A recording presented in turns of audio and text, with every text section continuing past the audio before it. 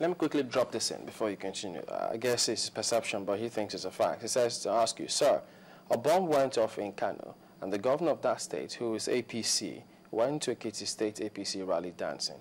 He didn't dance. That's not true. He didn't dance. So what should people expect? Should he have gone? Because all of this comparison are beginning to make the rounds now. I mean, is there any way they should actually... No, we can never absolutely dissociate ourselves with what is going on. After the bomb went off, the governor went to the scene, and it took him 5 days between the day the bomb went off and the day he went to Ekiti. And he went to Ekiti for a day, and he turned back the same day, and he didn't dance. He endorsed the governor, and he left back to Kano immediately. What would you suggest this be handled? Because elections will hold for 2015. Yes. Campaigns will go ahead for Absolutely. 2015. Mm-hmm. And who knows, because you never can tell how some of these things, you could have another incident somewhere, sometime, while campaign is going on. Yes, we'll pray that so too. But in the event that that happens, how would you suggest that politicians handle that or conduct themselves to the extent that people see that, okay, they've got that human face? No, you see, we are not here. We didn't condemn this administration for going to Kano just because we want to, nitpick on everything that the government does. No, that's not the case. If there was an election in Kano, for example, I'm not saying that's pardonable, but if there was an election coming on in Kano at that time, in a month's time, 2 weeks or 3 weeks or whatever, and then the president had to go, which I don't see the need for it. But if the president had to go, and he did go, because he's the chief security officer of the country, we'll still have understood that. We'll condemn it here and there, but it would have been largely understood.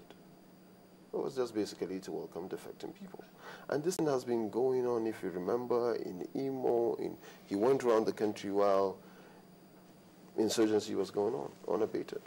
So people were asking, look, leadership is not about awarding contracts and making appointments to ministerial positions. It has to be more than that. It has to be inspirational courage to stand up for your people when they're being trampled upon. Nobody, no one expects any administration to come and go without any kind of challenge whatsoever. But what they want in someone they can call a leader is for him to stand up and say, you know what, I'm here for you, you give me your mandate, and I'll protect you even if it's the last thing I do in this office. Have you heard some of the people who say that in the first instance, although the authorities are now trying to see with international collaboration to see how they can get the girls released, but those who are commenting on the activities, the actions of the Borno State governor, how this happened in the first instance. Some of them think, even alluding to the letter that was written from the Ministry of Education to the governor, who had promised to provide security, and it turns out that there was a challenge. That didn't happen. I didn't know that the governor is in charge of security. I thought Borno was under emergency rule. Yeah, but the governors are still in position, and he wrote a letter saying that, yes, they will provide security. Let's not talk about what other people are saying. Let's look at the facts for what they are. The fact is... Was Borno State under emergency rule as at that time? So if it was it? It still is, isn't it? Yes. And so if it is under emergency rule, then absolutely the governor is not in charge of the security at all. So why would he write that letter guaranteeing the security? The governor. He wrote a letter to who? To the WAEC, guaranteeing that there will be security, because the Ministry of Education had written to him after WAEC raised observation saying, look, we're not sure about this. We think you should, the education had directed they should move the students to Maiduguri, to a safer place. Remember, all federal government colleges were shut down. This one is a state one, and it's run by the state. Okay.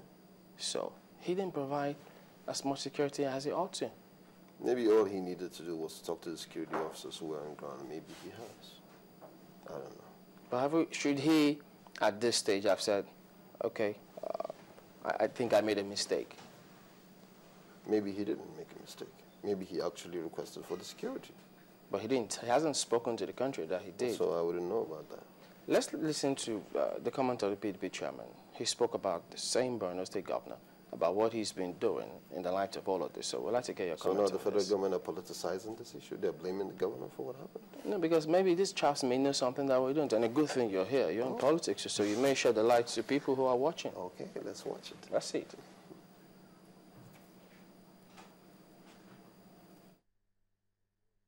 Chima to fly to London and begin to bamboozle from one press house to the other issues that are to do with our own internal governance.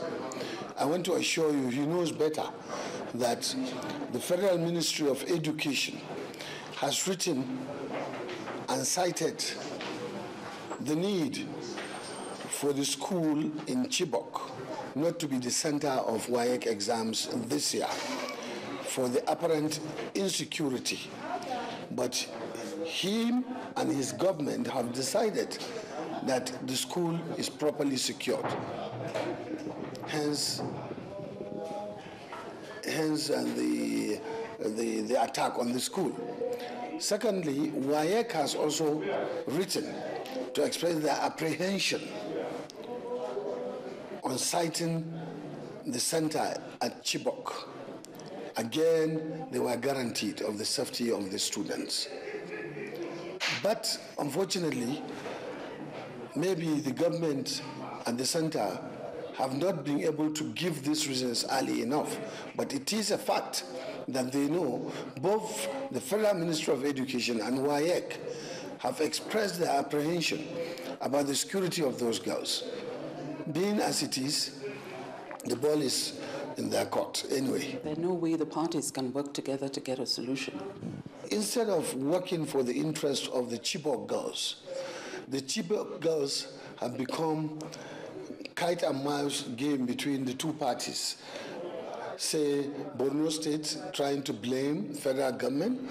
In the first instance, Governor Shetima knows he's the chief security officer of Borno State. What do you think? He's not the chief security officer because he's not in charge of any security outfit. In the state? Yes. Is he? But according to the laws, that's what it says. No, it's just a nomenclature. But tell me any security outfit that the governor of any state is in charge of. You don't think there's any? There's none. That's the last statement. The police and the military are all under the federal That's the government. last statement. What do you make of the initial accusation that when the president decided to visit, he was away in London talking about the internal security affairs of Nigeria and international media? The only reason why we're talking about the Chibok girls up until today, the Buniyadi issue went off after about a week or so. And so many other incidences that has happened. I don't know why he went to London, but whatever it is, it's paying off because the attention now is on the Chibok girls, and he wants them back. So probably bringing the media attention of the international community was a good thing after all. Do you think that don't you think that we have made some missteps in this? I mean, in the sense that we keep, there is this gap between, this party, and, there's this sense that these people are actually behind. There is even that sense, that there's been that theory that this was actually orchestrated by a particular party just so that, this administration can be rubbished. It is sad when situations like this are reduced to such outlandish statements of this party trying to orchestrate it for this other party. It is really sad. I think security shouldn't be toyed with like that. The government should take ownership of responsibility to secure the lives and property of people. And once something happened, they should be up and doing. It should not be about a blame game anymore. Okay, Ismail Ahmed, we have to thank you for coming on this morning. Unfortunately, that's how far we could go, even though, we'll hope that you could come to town again sometime so that we could have a lot more time and look at some of these matters. No, I'm good. Thank you very much. Thank you for coming on today.